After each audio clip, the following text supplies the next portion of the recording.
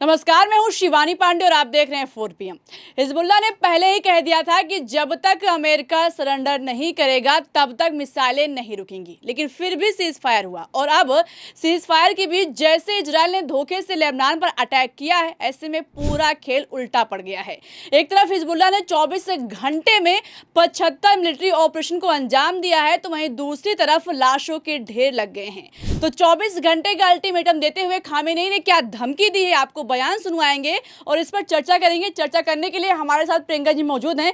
प्रियंका जी, क्या हिजबुल्लाह को हल्के में लेना इजराइल को भारी पड़ने वाला है? भारी पड़ने वाला नहीं है शिवानी, बल्कि भारी पड़ गया है। इजराइल ने सोचा था कि ईरान से सीज फायर करके लेबनान में हिजबुल्लाह को धोखे से खत्म कर देंगे, लेकिन यही खेल अब उल्टा पड़ गया है। एक तरफ हिजबुल्लाह का नाम लेकर खामनेई ने ट्रंप के खिलाफ धमकी जारी की है, तो वहीं दूसरी तरफ पाकिस्तान पहुंचे उपराष्ट्रपति जेडी वेंस की इंटरनेशनल फजियत हो रही है। तो फिलहाल ईरान ने क्या नई शर्त रख दी है अमेरिका के सामने, आपको शर्तों समेत सारी खबरें दिखाएंगे। लेकिन खबर में सबसे पहले शुरुआत लेबनान के इंतकाम से करते हैं, हिजबुल्लाह के हमलों से करते हैं। खबर निकलकर सामने आई है कि पहले तो हिजबुल्लाह शांत था, लेकिन अब हिजबुल्लाह ने बैकफायर करना शुरू कर दिया है, इंतकाम लेना शुरू कर दिया है। बिग ब्रेकिंग चलाई जा रही है कि 10 अप्रैल को हिजबुल्लाह ने अब तक का सबसे खतरनाक हमला किया है और इस हमले में इजराइल के खिलाफ 24 घंटे में 75 मिलिट्री ऑपरेशन को अंजाम दिया गया है। खबर में आप देख सकती हैं कि आज की ये खबर है और इस खबर में साफ लिखा हुआ है कि इजराइल की तरफ हिजबुल्लाह ने लॉन्ग रेंज मिसाइल्स दाग दी हैं। एक तरफ खबर निकलकर सामने आई है, वहीं दूसरी तरफ मैं आपको बता दूं शिवानी, वीडियो भी निकलकर सामने आए हैं सीज फायर में किस तरीके से अब तक का सबसे खतरनाक अटैक हिजबुल्लाह ने किया है और क्लियर कट इजराइल को संदेश दे दिया है कि अगर तुम सीज फायर तोड़ोगे तो हम भी शांत नहीं बैठेंगे। खबर निकलकर सामने आई है कि हिजबुल्लाह की तरफ से 70 रॉकेट एक साथ नॉर्थ इजराइल की तरफ दाग दिए गए हैं। मतलब आप समझ सकती हैं कि हिजबुल्लाह ने अपना बदला लेना शुरू कर दिया है। हिजबुल्लाह की तरफ से खतरनाक अटैक किया गया है। ऐसे हालातों में साफ दिखाई दे रहा है कि किस तरीके से ये जंग अब फंस चुकी है। मतलब ईरान भी हिजबुल्लाह के सपोर्ट में आ गया है। आपको बता दें शिवानी, पहले दिन से ईरान ने जो कहा है वो करके दिखाया है।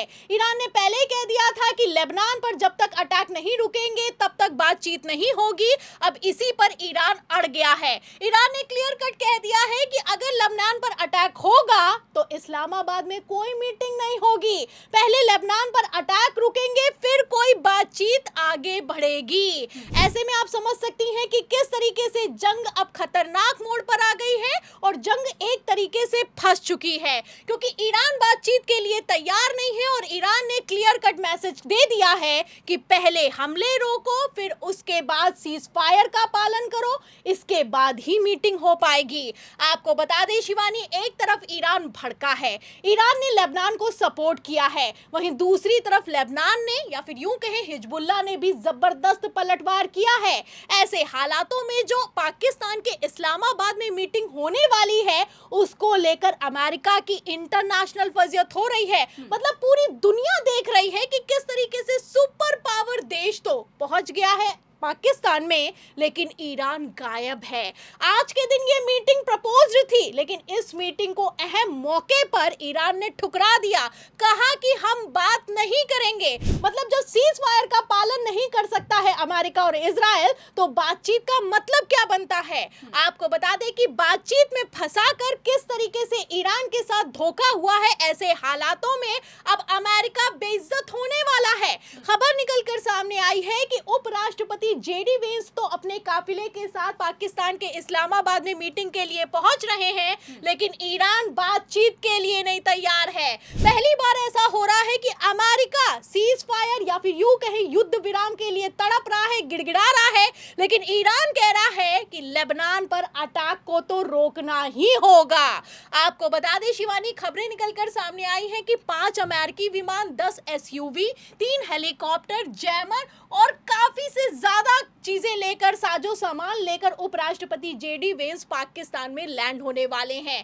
खबर यह भी निकल कर सामने आई है कि पाकिस्तान ने भी पूरी तैयारी कर ली है। पाकिस्तान के इस्लामाबाद में आपको बता दें कि जो बातचीत होने वाली है उसके पहले इस्लामाबाद को एक किले में तब्दील कर दिया गया है और 10,000 सैनिक तैनात हुए हैं। ब्लू बुक का प्रोटोकॉल लागू कर दिया गया है। मतलब साफ है कि एक परिंदा भी पर नहीं मार सकता है। खबर निकलकर सामने आई है कि जिस तरीके से डोनाल्ड ट्रंप की पाकिस्तान की इस्लामाबाद में मीटिंग में फजियत हुई है, ऐसे हालातों में ट्रंप की तरफ से आनन फानन में इजराइल के प्रधानमंत्री नेतन्याहू को फोन लगाया गया है और कहा गया है कि लेबनान में पहली बात तो अटैक बंद करो और दूसरा लेबनान से बात करो।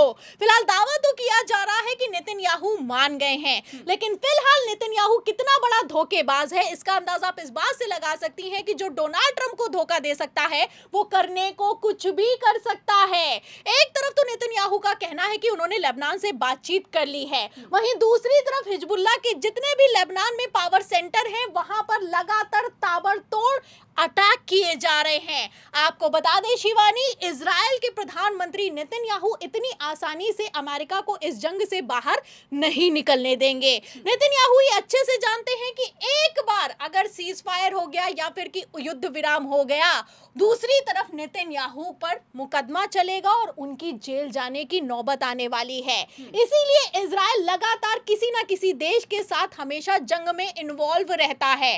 आपको बता दें शिवानी, अभी इस्लामाबाद में बातचीत शुरू भी नहीं हो पाई है, लेकिन उस बातचीत के पहले ही नेतन्याहू ने इस पूरी बातचीत की प्रक्रिया को ठप करने का पूरा प्लान तैयार कर लिया है।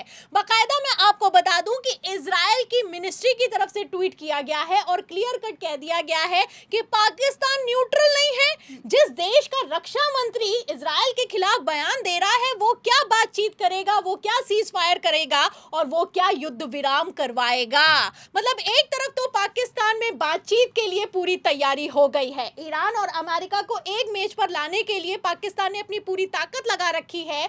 वहीं दूसरी तरफ पाकिस्तान के ही रक्षा मंत्री ख्वाजा आसिफ का बयान निकलकर सामने आया है कि इजराइल एक कैंसर की तरह है। ये पहले गजा पर हमले कर रहा था और अब लेबनान में जड़ संहार कर रहा है। इन लोगों को तो जहन्नुम में जला देना चाहिए। मतलब एक तरफ पाकिस्तान के रक्षा मंत्री का बयान निकलकर सामने आया है, वहीं दूसरी तरफ आप देख सकती हैं कि अमेरिका कितनी बुरी तरीके से फंस गया है। आलम तो यह हो चुका है कि किसी को भी किसी पर भरोसा नहीं है।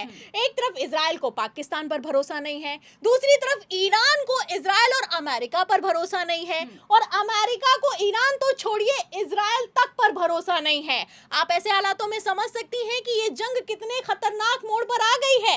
मतलब कोई किसी पर भरोसा नहीं कर रहा है और जो बातचीत, जो शांति का हल निकलने वाला था वो भी अब फेल होता हुआ नजर आ रहा है। मतलब साफ है कि ये जंग लंबी चलने वाली है और इसका तो संकेत भी मोस्तफा खामनेई की तरफ से दे दिया गया है। मोस्तफा खामनेई ने पहली बार लिखित में बयान जारी किया है और उन्होंने क्लियर कट कह दिया है कि दुश्मन को बिना सजा के नहीं छोड़ेंगे और लेबनान पर अटैक नहीं रुके तो बातचीत नहीं करेंगे। मतलब आप समझ सकती हैं कि जंग फंस गई है। एक तरफ अमेरिका की हालत खराब है, वहीं दूसरी तरफ इजराइल ने अमेरिका को इस जंग में फंसा कर रख दिया है। तो बिल्कुल अमेरिका फंस गया है, इजराइल सुनने को तैयार नहीं और ईरान भी बातचीत के लिए राजी नहीं। ऐसे हालातों में अगर युद्ध पर विराम नहीं लगेगा तो ट्रंप का क्या होगा? आपको क्या लगता है? आपकी जो भी राय अपनी राय कमेंट बॉक्स में हमें जरूर बताइएगा और अगर चर्चा पसंद आई हो तो लाइक और शेयर करना मत भूलिएगा। देखते रहिए 4 PM। नमस्कार।